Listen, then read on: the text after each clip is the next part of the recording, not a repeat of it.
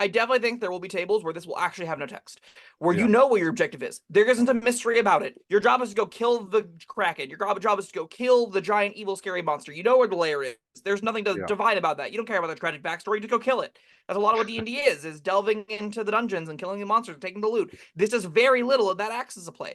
Again, that's why I like it a lot more in the low tiers, because those low tiers tend to have the murder mysteries. They tend to have the, who done it kind of scenarios, trying to figure out who stole what. And that's what this is good at doing. We have long left the realm where that has mattered. You've got 24 tools that can give you that information way cheaper than this using spell slots. You don't need Visions of the Past by this tier, and thus, even if I were to play this option and get it, I feel like I'd be really bummed out trying to ever find a way to use it.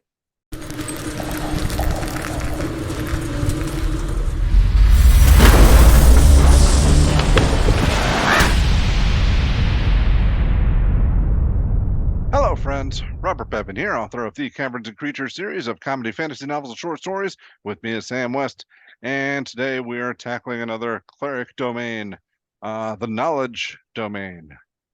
This is for the brainiacs out there when you literally worship learning. It's I don't think a particularly complicated nor particularly powerful option. I honestly think this is like not just snore boring because books, but snore boring because it just doesn't do a lot. At least not to like 6th level. But we'll dive in, yeah? Yeah. Also, Okay, books are not inherently boring. true. Take Some the of them are Caverns really and funny. Creatures instance. Yes. One might say books are full of fun and whimsy and take you to other worlds full of magical places, but this is like academia books. And one of my Yeah. favorite Brian David Gilbert quotes is, "No one has ever enjoyed writing nor reading an academic book." Um, so this is, as all the clerics do, this comes with its own domain spells. These are auto-prepared for you. This will often determine some of the unique avenues that your character engages with the game, especially if there are spells that aren't on the cleric spell list. I don't like this list that much. There's a couple of winners. So first level is Command and Identify, and I think both those are thematically fitting enough. Command is a little Sure. bit like, but Identify is fine. You'll cast it as a ritual. It'll be whatever. Identify seems fitting, but command goes in line with some of the features we get. Yeah. Third level, you get Augury and Suggestion. I think Augury is kind of whatever. Bob, feelings about Augury? I've never liked augury. I Yeah, I know. just don't like these kind of spells. I think it's Suggestion's a nice upgrade from command. Suggestion's a big one. It's a huge hit. I don't get at all what it has to do with knowledge. Like neither command nor suggestion to me say have anything to do with knowledge, but they did need something powerful to do, and that is something powerful to do. So that's nice. Yeah. Fifth level gets non-detection and Speak with Dead. Non-detection isn't a spell, and Speak with Dead is a bad but fun spell. Yeah. So that's decent at least. Seventh level gets you Arcane Eye and Confusion, and if you don't have a familiar in the group, Arcane Eye is actually kind of fine. If you do have a familiar in the group, it's going to feel a lot worse because the familiars just do that kind of for free. So it's, gonna be a little bit of tension there. Confusion, feelings, thoughts. I like confusion. I like it more from getting it for free, but and I know you're not too keen on it, but it's one of those spells that like it's fun to use, more fun than it is useful. I think the reason I don't like it is I think it should be more fun because Yeah, oftentimes it just doesn't have an effect. that's true. Oftentimes you'll just cast it, you'll be like, some things moved a couple of top places, one thing missed a turn. I spent a whole action setting this up. And when you compare it to lower level versions, you're like, wow, this thing kind of sucks. Yeah. I want it to be more whimsical, more wild. I want the confusion to really cause some bedlam, and this doesn't feel like it just causes, I screwed 10 feet to the left. I don't take a turn. No, but no, do something Yeah, cool, that's funny, true. wacky, you know? Ninth level gives us Legend, Lore, and Scrying, Snore.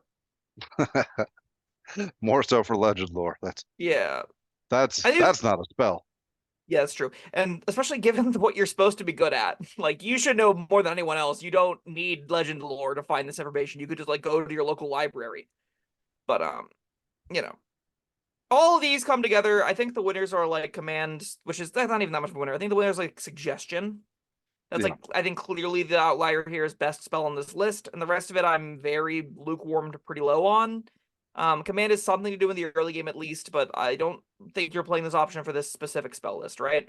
I don't No. think it's like expanding that much of what a cleric wants to be doing. Your first level feature is Blessing of Knowledge. Oh, this poor feature. So at first level, you learn 2 languages of your choice. Off to a rocky start.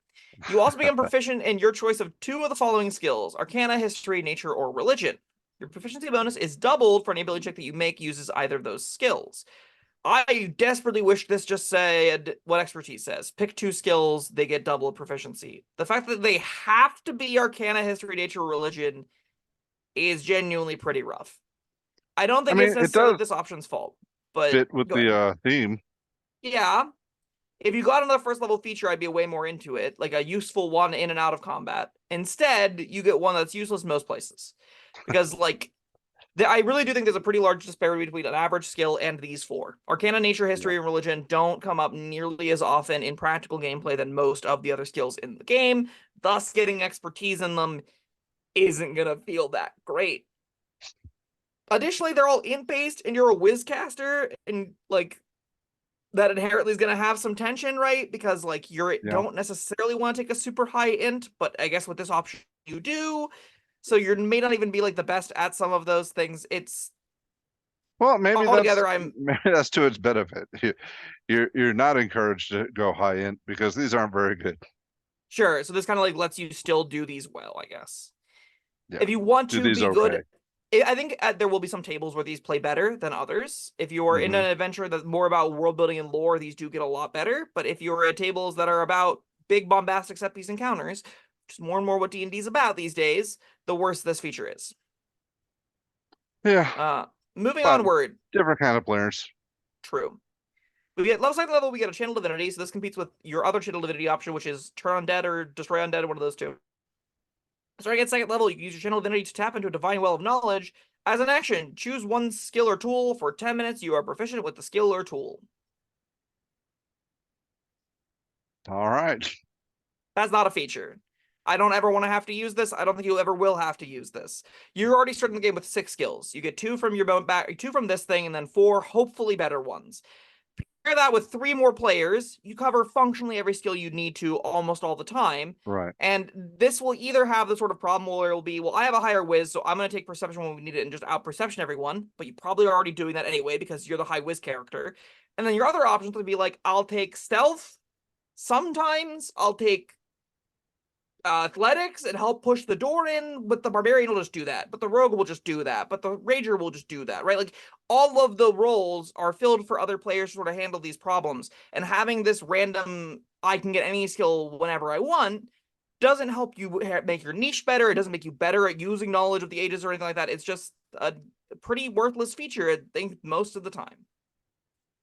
You're probably right. I'm not a fan. 6th level, you get read thoughts. At 6th level, you use your channel ability to read a creature's thoughts. You can use your access to the creature's mind to command it. As an action, choose one creature that you can see within 60 feet of you. That creature makes a wisdom saving throw. If it succeeds in the saving throw, you can't use this feature again on it until you finish a long rest. A lot of times these features will say it won't affect that creature for 24 hours. This one is notably different. If the creature fails the save, you can read its surface thoughts through its those foremost in its mind, reflecting its current emotions and what it is actively thinking about when it is within 60 feet of you. The effect lasts for 1 minute. During that time, you can use an action to end the effect and cast Suggestion on the creature without expending a spell slot. It automatically fails its saving throw against the spell. Cool. That's something. This is a neat little ability. I like this thing a lot, actually. It gets like you have multiple channel divinities, so you will use this over all of the ages, basically always, I think.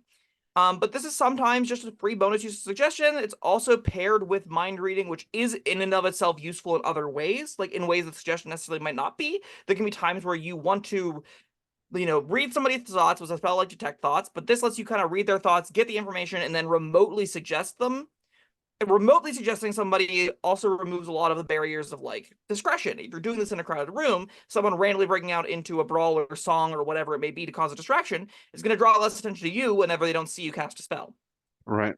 Altogether, I think this feature is actually pretty sweet. This is currently the only reason I would play this subclass, but it is a pretty cool reason to play the subclass. And again, I feel like this is more like, this feels more like a Big Brother kind of college of like, third eye mind reading kind of occultism more than knowledge. But I guess there's gonna be some overlap whenever you're looking for cool features to give to someone that just is a book nerd. It needs something. Yeah.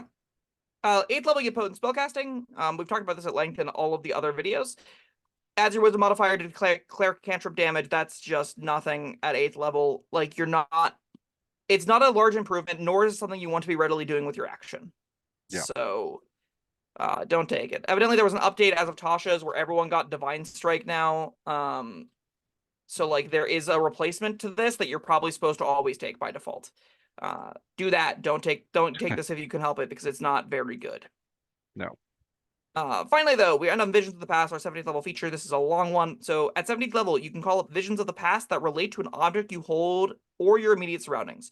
You spend at least 1 minute in meditation or prayer, then receive a dreamlike, shadowy glimpses of recent events. You can meditate in this way for a number of minutes equal to your wisdom modifier and must retain concentration during that time as if you were casting a spell.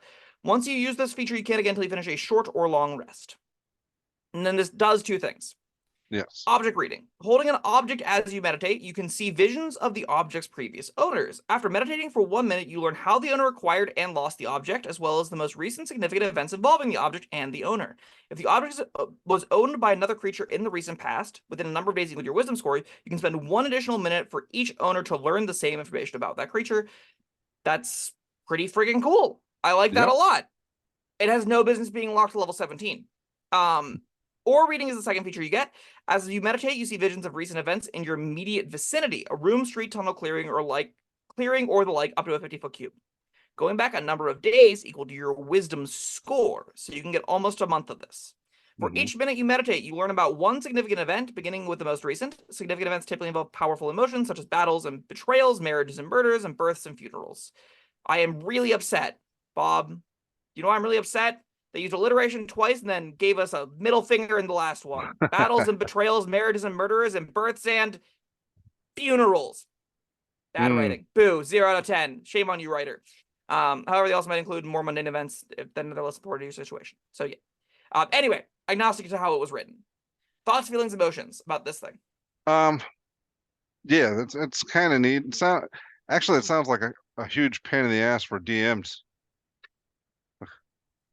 I love this thing as a DM because I get to info dump on players, but in a really cinematic way because they experience the events happening around them, right? This is literally an exposition piece as a feature. Why is it at level 17? Yeah, see, this is good for you because you have the gift of gab though. But if I could just imagine a DM like I pick up this pencil. I want to know the history, the previous owner. I don't know, whatever.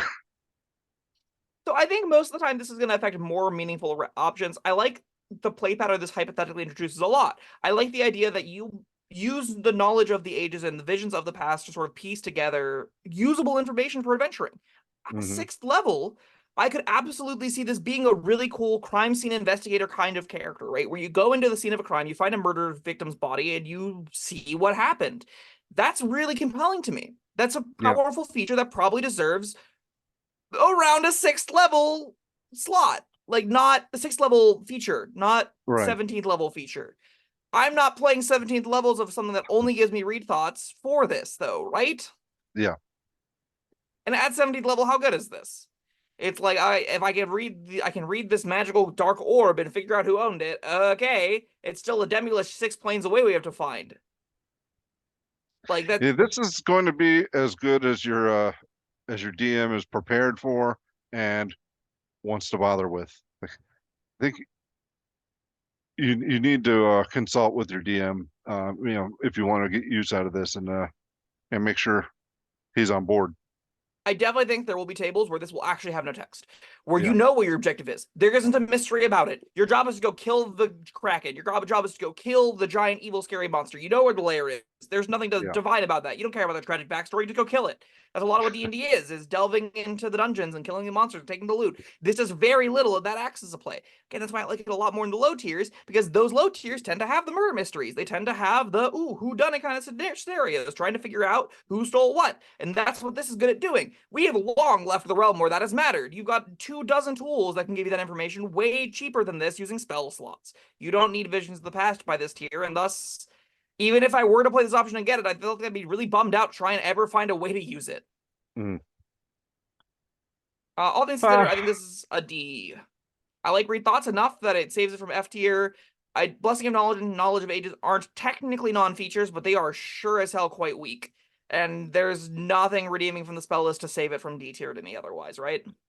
Yeah, I agree with D tier. This is this, yeah, I think you need to be a very, very specific type of player to want to play this. I And also think you need to be at a specific kind of table as that specific player. yes, yeah, that's a very narrow niche there. Yeah, sure is. All right, well, maybe we have some of those types in the audience. We'll find out when they leave comments. So we'd love to hear your thoughts down in the comment section below. But yeah, that was the Knowledge Domain Cleric. Thank you, Sam, for being here, and thank you everyone for watching. Leave your thoughts in the comment section. Like, subscribe, do all that stuff, and we'll see you next time. Goodbye.